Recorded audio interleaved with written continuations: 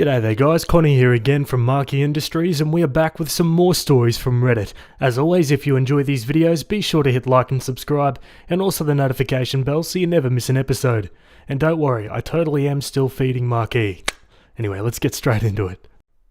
Alrighty guys, we're on Am I the A-Hole? This one was written by user Foreign Ostrich, and it's titled, Am I the a-hole for asking my husband to cancel his bros only trip to help me with our newborn after he promised he would?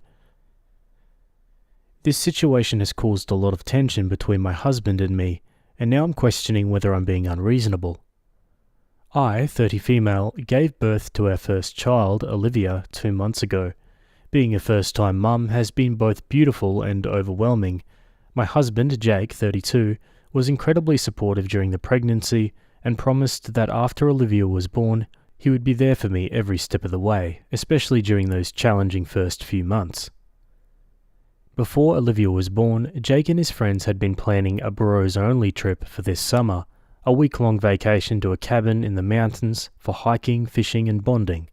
When the trip was being discussed, I reminded Jake that Olivia would only be a few months old, and we would be deep in the newborn phase. He reassured me that if things got too tough, he would cancel the trip to help me out, and I trusted him. Now that Olivia is here, things have been harder than I anticipated. Between the sleepless nights, breastfeeding struggles, and just trying to adjust for motherhood, I've been feeling overwhelmed. Jake has been helpful, but I can tell he's excited about this trip, which is coming up next month. Last week, I asked Jake if he could consider cancelling the trip, reminding him of his promise. I told him that I'm struggling and that having him gone for a whole week would be really tough on me. He seemed surprised and a bit hurt that I was asking him to cancel. He said he's been looking forward to this trip for months and that he needs a break too. He also pointed out that his parents live nearby and could help if I needed support while he was away. I understand that Jake needs a break and wants to spend time with his friends, but I can't help feeling like this is a time when I really need him by my side. I tried to explain that while I appreciate his parents' help, it's not the same as having him here. Jake said that I'm being unfair by asking him to cancel the trip after all the planning that went into it, and that I need to trust him to make sure I'm supported, even if he's not physically there. Now we're at a bit of a standoff. Some of my friends think I should just let him go, saying that it's important for him to have some time away, especially after all the stress of becoming a new dad.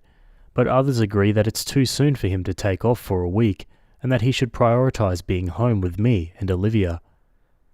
So, am I the a-hole for asking my husband to cancel his bros-only trip to help me with our newborn after he promised he would? Yeah, well there's his mistake, right? He promised that he would. He can't go back on that promise now. Otherwise he is well and truly the a-hole. Be disappointed, sure, but you can't back out, not on your new kid. Let's go to some comments. You were uncomfortable for 9 months, you went through labour, you are now breastfeeding. What the F does he need a break from? He was a giant a-hole when he even planned this trip.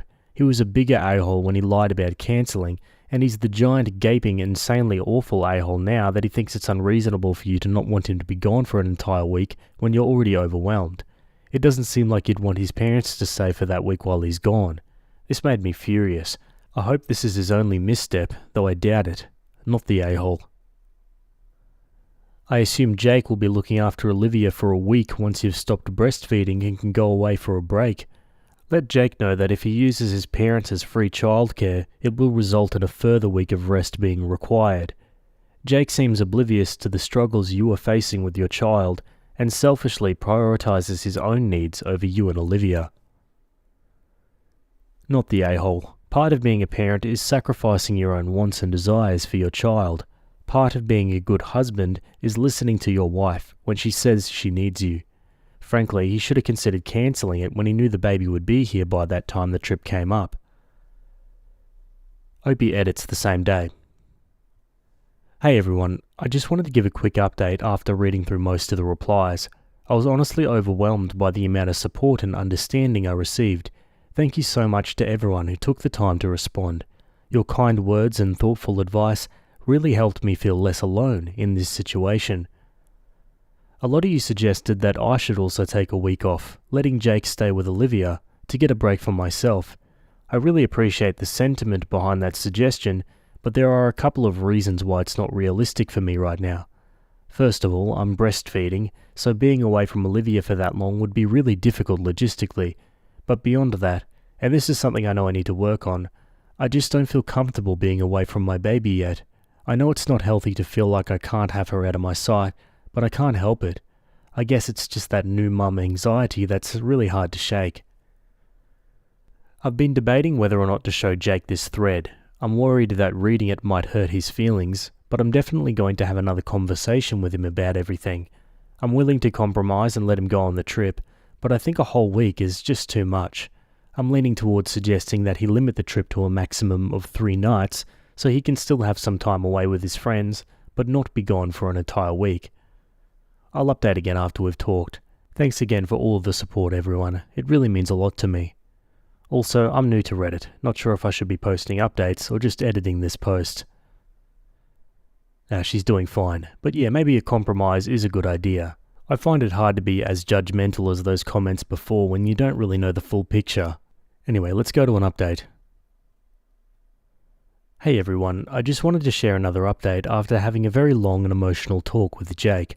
I won't get into every detail of our conversation, but I'll touch on the most important points.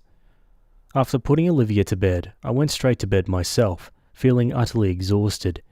Jake was already asleep, but for some reason the weight of everything just hit me all at once, and I started crying uncontrollably. My sobbing woke Jake up, and he immediately asked me what was wrong.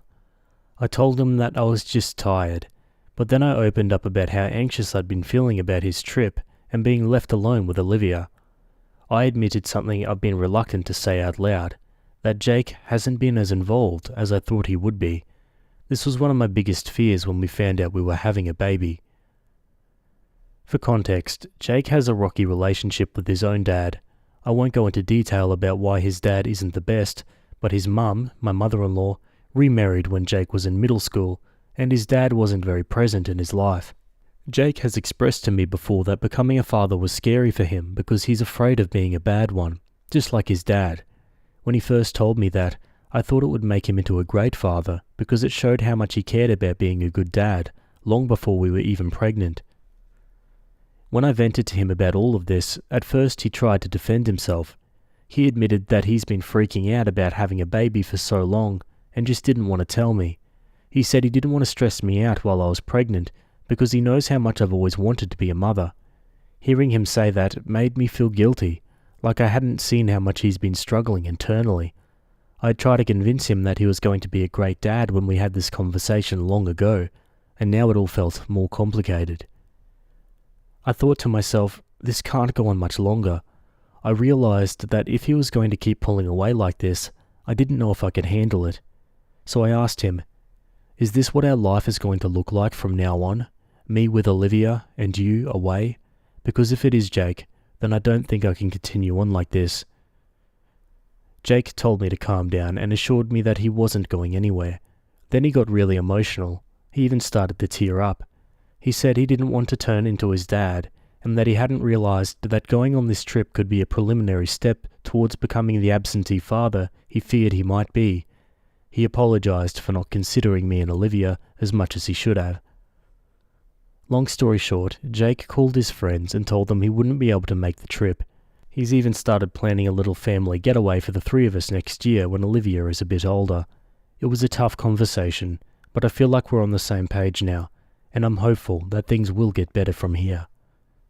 Thanks again to everyone for your support and advice. It's been an emotional roller coaster, but I'm grateful for this community helping me navigate it. Okie dokie folks, and that's the end of that story. Yeah, pretty good ending there. I mean, I suppose pretty good depending on how you look at it. In this instance, actions speak louder than words, and he's yet to show that in regards to his newborn child. But I'm hopeful that he will. What about you guys? Do you think he'll step up? Let me know. Anyway, let's move on to another story. Alright, still on Am I the A-hole? This one was written by user ADHDGF, and it's titled, Would I be the a-hole if I told my friend his age gap relationship is creepy and borderline predatory? I want to start this off by saying that I don't think age gap relationships are inherently creepy, weird, or anything. I'm talking about a specific situation that I'm about to explain. My friend Daniel is almost 24 and has been dating his girlfriend Jessica, 30, for nearly 6 years now. They became official 2 days after Daniel's 18th birthday, but have been knowing for much longer than that. Their parents have been friends forever, so the first time they met Jessica was 6 and Daniel was a newborn. But that's not the creepy part. According to the both of them, Jessica has had a crush on Daniel since he was in middle school, and if you do the math, you'll find out she was between the ages of 17 and 20 at that time. She used to blatantly flirt with him when he was still a preteen, compliment him, get jealous if a girl his age tried to interact with him, and tell him how she couldn't wait for him to turn 18 and marry him. They're not married or engaged yet, but it seems like they're going strong, so she meant it. If that's not weird enough, they don't look their age. She looks much older, and he barely looks legal, to the point that they've been mistaken for mother and son more than once. And while he refers to her as a woman, she refers to him as a kid, i.e., my boyfriend is a good kid. Now, I might be reading too much into it, and they're both adults now, so no one can tell them anything. But to me, it feels like she's into young people. Daniel is really easy to influence, and she groomed him until it became legal. I'm sure he's starting to realize I'm feeling more and more creeped out by his relationship. I don't know if I can act like I find this normal, but I also don't think it's my place to tell him. Yeah, when I first read the ages, I was like, okay, it's not too bad. But then Opie brought up the middle school flirting stuff, and yeah, that's problematic to say the least. Let's go to the comments.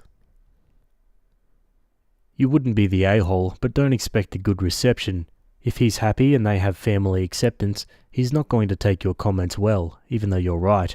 You could ask if the age gap bothers him and see if you can work your way in that way, but going right in and saying she's predatory will not go well. Yep, this is what grooming looks like, not the a-hole. Imagine if the genders were reversed. Yeah, sounds like your mate was groomed, not the a-hole. Jumping quickly to an update, 1 month later. So in the end, I didn't do or say anything. Someone else did. I need to say their families don't know about the grooming part, as it happened when their parents were not present. However, Daniel's sister Gemma, 22, knows, and she's very sensitive to the topic. She was that girl in school who grew big breasts way too early, and was constantly sexualized both by our classmates and grown adults. Gemma was never too happy about her brother's relationship. She even tried to make their parents reason about this, but they never believed her. Other than some passive-aggressive comments towards Jessica now and then, she never said anything, until she did. Gemma knows I agree with her for what concerns their backstory, so she immediately told me when this happened. She was with Daniel and Jessica, and they were talking about relationships and sexual stuff, when Jessica joked about how disappointed she was the first time she slept with Daniel, which, as you can imagine, happened the moment he was legal, because he was, quote, much bigger and hairier down there compared to what she'd been fantasizing for years prior. Gemma didn't keep her mouth shut and pointed out that what she was saying was that she was more attracted to a prepubertal boy than to a fully developed man, which is creepy. Both Jessica and Daniel downplayed it. She said that she never did anything with a child because it would have been illegal. That's why she waited years before doing anything. To say this sent a chill down my spine would be an understatement. But it's not over. Later, Gemma had a conversation with Daniel about grooming. She explained what it means and made some very specific examples. Daniel disagreed because, according to this logic, Jessica would be a groomer too, which Gemma confirmed. Daniel didn't reply, but she could tell by his expression that he was thinking about it, so he might be starting to connect the dots. I don't know how this is going to evolve. Daniel is very codependent, so I doubt he'll break up over this, but I think he deserves to understand the truth, whether he wants to stay in that relationship or not. Stories like this make me shudder. On to another update. I followed some of the advice I received on my past posts. I decided to say something with the help of Daniel's sister. So I told him the story of a girl I know who was groomed by an older person, except it was actually his story with some changed details. He was disgusted by this story and agreed it sounded predatory, so I revealed the truth and pointed out it's what happened to him. He tried to defend Jessica, saying it was a different situation, so Gemma bluntly told him she's sure Jessica is indeed a pedophile. This shook him, but he was not convinced, so he decided to confront Jessica about it. She told him me and Gemma were just jealous and manipulative. She never tried to play the victim, but when he asked her to look him in the eye and tell him she'd never had sexual desires involving children, she couldn't. She started crying and confessed what Gemma assumed. She said she feels horrible about it, and she never acted on it. She even begged him to stay with her, or she might end up actually doing something illegal and immoral she doesn't want to do. He asked for a break and suggested she gets professional help, regardless of how it will end between them. He still cares for her despite what she did. He doesn't think she's a bad person, and it's not her fault if she has a problem as long as she doesn't hurt any child. I only partially agree. She didn't choose to be attracted to children, but she chose to groom a child for years. But it's not my place to judge. One comment says, she can't say she's never acted on it when she did, in fact, act on it by grooming him. The fact that she also said she would do something to a minor if she's not with him is insane. She might not have chosen to be attracted to children, but she sure as hell chose to wait years for your friend instead of going and getting help. On to a new update. SA trigger warning here.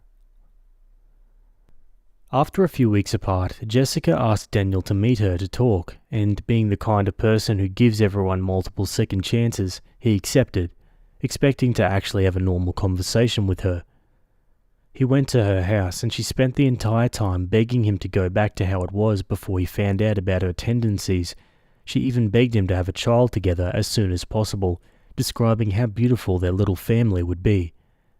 He of course said it would never be the same, and he doesn't feel like being her partner right now, let alone starting a family. Well, Jessica doesn't take no for an answer, so without getting into details, she started doing stuff to him while he told her to stop. She's quite small, so he eventually managed to get her off of him, and he left. He decided to finally call it quits, luckily. I didn't expect this whole situation to escalate so much, but I'm glad he's finally aware and safer. I'm encouraging him to go to therapy because he's clearly traumatized. Some final comments say, she should not be having a child due to her tendencies. If your friend has proof of her admitting she likes children, he needs to go to the police. This woman is a predator and should be locked up. Not the a-hole. Make sure he blocks everywhere and files a police report. Yeah, absolutely. Well, that's the end of that story. I'd love to hear your thoughts down below. Either way, we'll move on to another one. Okie dokie, this next one was written by user OddStage, and it's titled, Would I be the a-hole if I broke up with my girlfriend because she found God and won't stop trying to force her religion onto me? I've been dating my girlfriend Laura for about 2 years now. Laura had always told me she was an atheist. I am as well, so it was pretty easy to just not have any religious discussions at home. Well, a couple months ago, Laura started going to church services with her friend Sarah. Sarah is a friend of Laura's from childhood, and their difference in religious beliefs had always been a point of friction, but Laura had wanted to ease that friction by going to a few services with Sarah. Well, after a couple of weeks, I noticed a pretty drastic change in Laura. She started to reference God more often, and even had a Bible on her nightstand. She got a cross necklace and started to not only go to Sunday services, but to some events the church held during the week with Sarah. Again, all of this was fine with me. I basically had Sunday mornings to myself in the house so I could play games and do whatever. The issue came when Sarah made some comment one Sunday morning about how I needed to come with them. I politely declined. I've been turning down church invites from my super religious family for years, so it's a reflex at this point. They left, but later that night Laura and I were talking, and she started pressuring me to go to church with her and Sarah. I've been through conversations like this before, again my upbringing, and I made it clear to her that while I have no problem with her newfound faith, I would not be sharing in it. She gave up, but was very cold towards me for a few days before she apologized, and we made up. Well, a few weeks later, Sarah asks me again, and I give her a polite but firm no, as this is starting to annoy me. Laura came back from church and seemed in a really good mood. She made my favourite meal, and we talked about her day, and it was nice. Then abruptly, she started weeping and telling me how she was terrified of me spending an eternity in hell and how I need to find God like she did because she didn't want to lose me to Satan. At this point, I was fed up with it. I didn't escape my abusive religious family just to let it happen to me all over again. Laura has been cold with me ever since, and every time I try to talk to her, she says, "There is nothing to discuss unless you're willing to go to church." So at this point, I think I might just need to break up with her. I feel bad because if we break up, I'm moving out. I'm not on the lease, so Laura will be stuck paying in full for her place without me, but I cannot stand the idea of living with her after we break up. I just want as clean a break as I can get here. Would I be the a-hole for breaking up with her and leaving? And in the comments, not the a-hole. You can't just make a huge change like that and coerce others into doing the same. Leave, friend. Not the a-hole. You get to make your own decisions, for church and anything else. Real dick move on her part. Nothing to discuss until you come to church. Bye, Felicia. Yep, girl played hardball and expected nice food and maybe some sex to make it work. It's crazy how manipulative religious superstition makes people. She even faked being in a super good mood to try to blindside him with happiness. Reminds me of the speech Stan gives at the end of the Mormons episode in South Park. They just use fake kindness as a recruiting tool.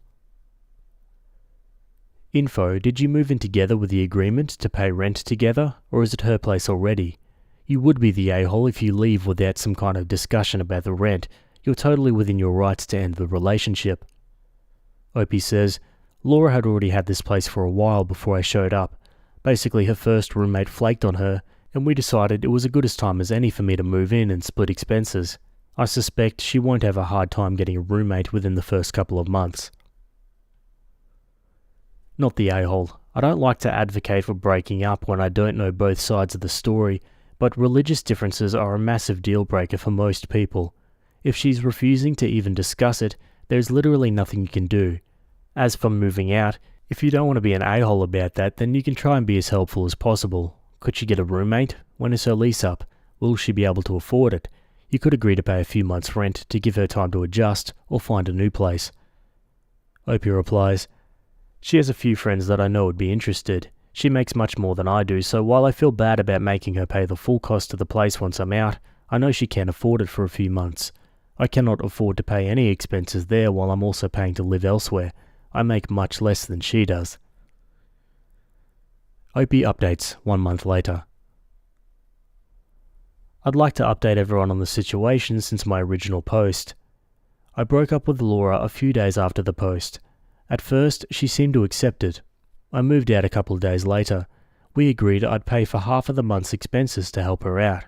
Another friend of hers moved in a few weeks later, so she isn't in any financial hardship over this. The breakup didn't really hit me for a few days. Then it all came crashing down, and I took a few days off of work to just play some video games and hang out with some friends I hadn't had time for recently. All in all, I'm doing okay. I've run into a few mutual friends of Laura and they all seem to understand why I did what I did. I'll probably stop hanging out with most of our mutual social circle though, as most of them were more her friends than mine.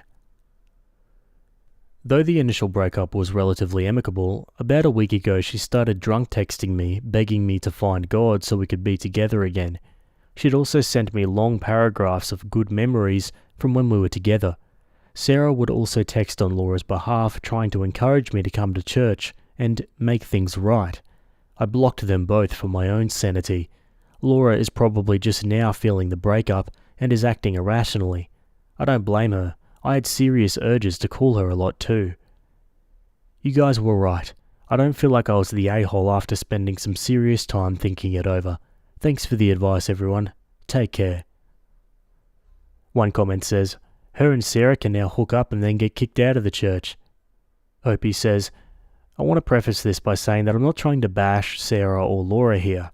I just happen to have heard from a couple people that they suspect Sarah might be super closeted.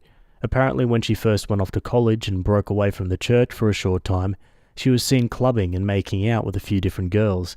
Then she came back home and went back to being involved in the church. Sarah is also spending a lot of time over there now, so a few people suspect that Sarah has a thing for Laura and she tried to break us up in order to get to her. It all sounds crazy to me, but just plausible enough to be real. Either way, what's done is done, and regardless of whether or not it's true or just juicy gossip, it doesn't change anything for me. Your comment just made me think of that. Yeah, wow, that's an interesting theory. I would have never thought of that. It seems like a pretty difficult and convoluted way to get someone to break up with someone else, though. I don't know. Either way, the ex was completely out of line. I mean, this is borderline emotional abuse, right? Like, she basically went, if you don't submit to this doctrine or this way of thinking, then I'm gonna leave you. Her problem was, she thought she had more leverage than she actually had, and Opie just upped and left. Yeah, can't say I blame him. What about you guys? Let me know down below. Anyway, let's move on again. Okay, this next one was written by user RadiantRub1212, and it's titled, Am I the a-hole for cancelling my wedding after my fiancé cheated on me with the guy she told me she hates? So this is quite a long and sad story that I need to vent, as it's really hard for me to deal with so far. I, 24 male, recently proposed to my now ex-fiancé, 23 female, after 2 years of dating. We met by mutual friends at work. We started talking as friends, we went on dates, and on New Year's Eve we officially started dating. During the beginning of our relationship, she mentions this guy, Marvin. According to her, Marvin has always had a crush on her, and during the first months of our relationship, he texted her several times asking her to leave me and give him a chance. We used to say how pathetic this guy was, and how she despises him for suggesting she would leave me for him. I must clarify, I'm nothing special. I'm a 5'4" Asian nerdy guy. Time goes by, and after 2 years of dating, I decided to propose to her. So on New Year's Eve, I gave her the ring, and she said yes in front of her whole family. I have some money saved. She doesn't work, so I started looking for venues, catering, invitations, decor, and everything. I spent a high amount of money, as her parents are not in the position to help with the expenses, and I have enough savings to go through this comfortably. One day, while we were running errands, we started talking about having a threesome. We're in our 20s, so there's a lot of things we want to try. We discussed for a while on how we could find someone, and she quickly says, I have someone in mind. I asked who, and she replies with Marvin. I know that was the first red flag, but I let it pass. I asked why him, and she just answered she was sexually attracted to him.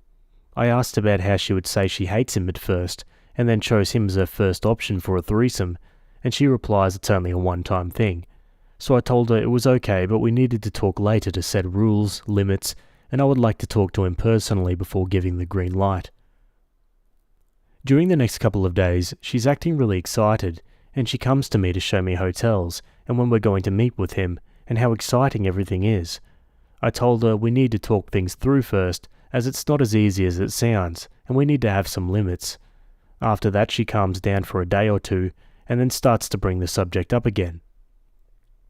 We reached a point where she insisted so much, and brought the subject up so many times, I ended up saying to her that she can either calm down, or no threesome is going to happen. She apologized and mentions I was right, but something didn't feel right.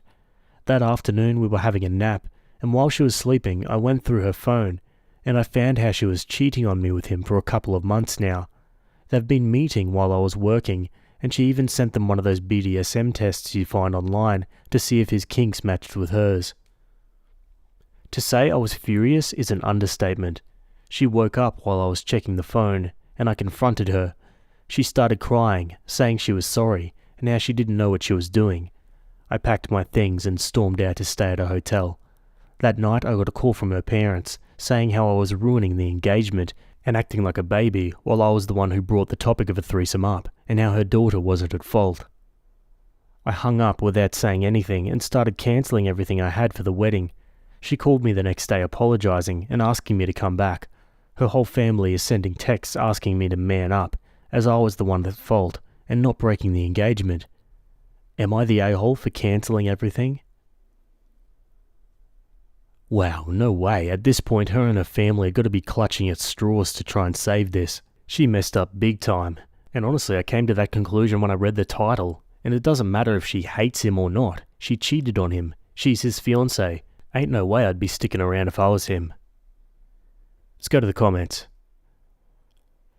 Not the a-hole. Just tell her family it's their fault they never taught her how to count. How else did she get having a threesome wrong?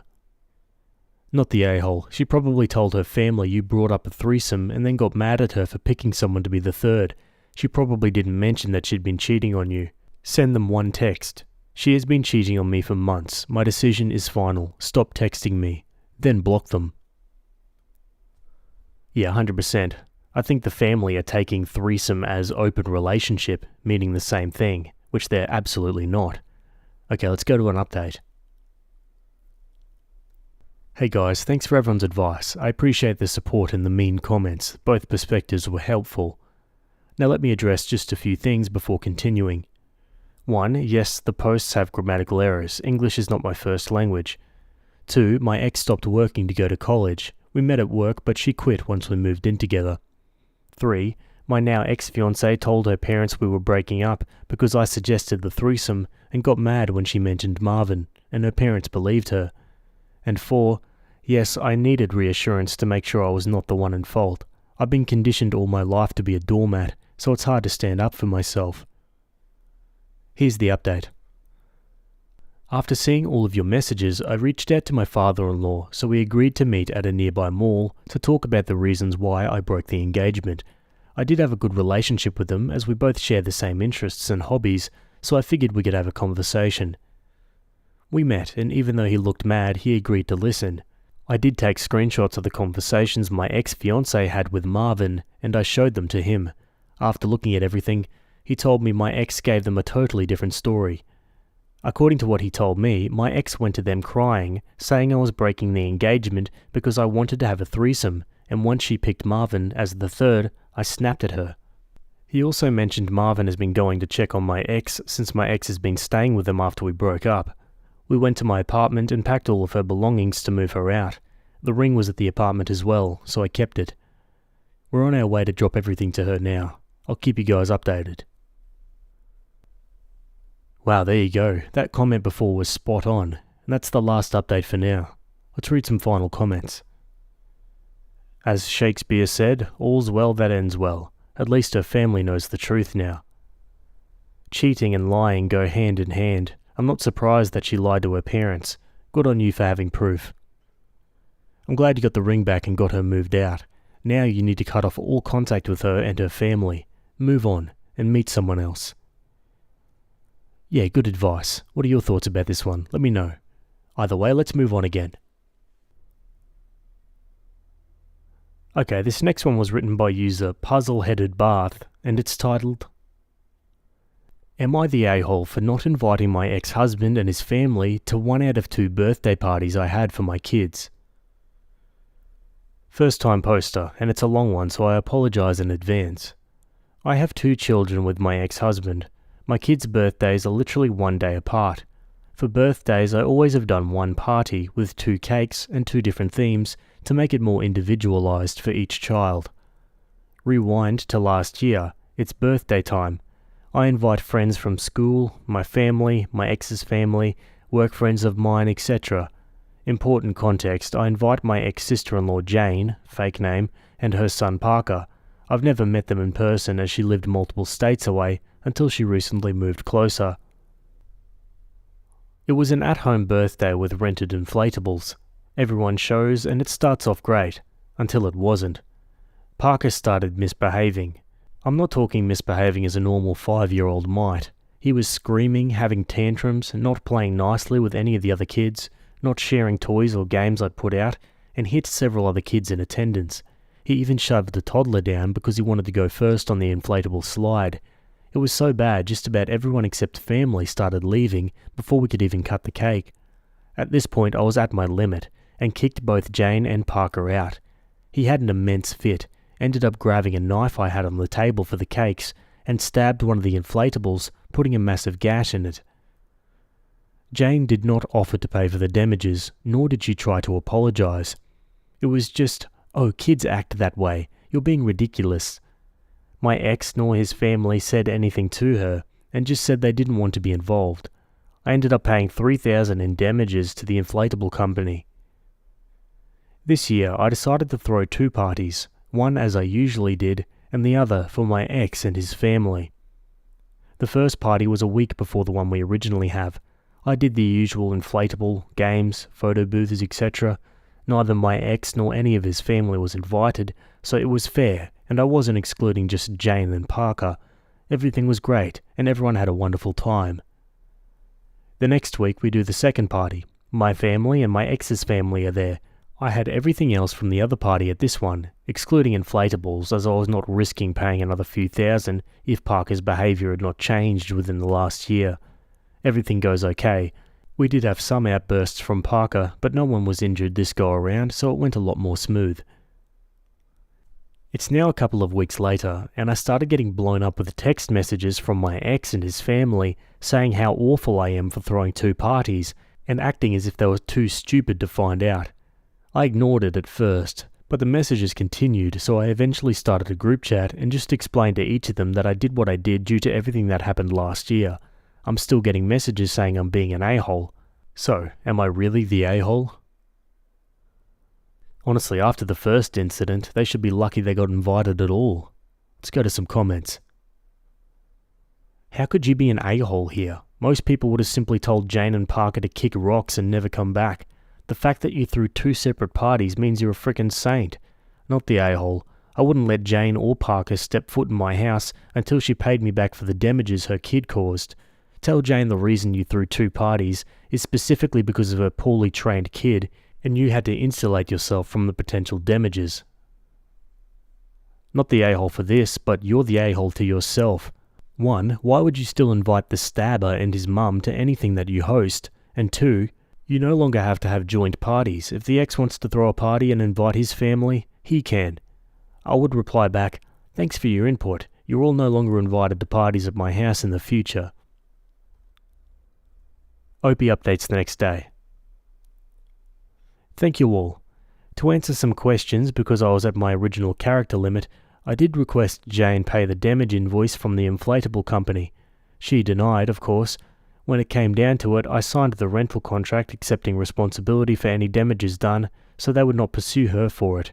I did consider the possibility of small claims. I didn't follow through because I was trying to keep the peace between myself and ex-husband for the benefit of the kids. It's been a long divorce journey, and I was honestly just so tired of arguing. I did the two parties again for what I thought was the benefit of my kids. They love their dad and his family, so I was just trying to arrange it in a way in which they'd be able to celebrate with everyone, even if it meant me being out of pocket for a double birthday, double cakes, etc.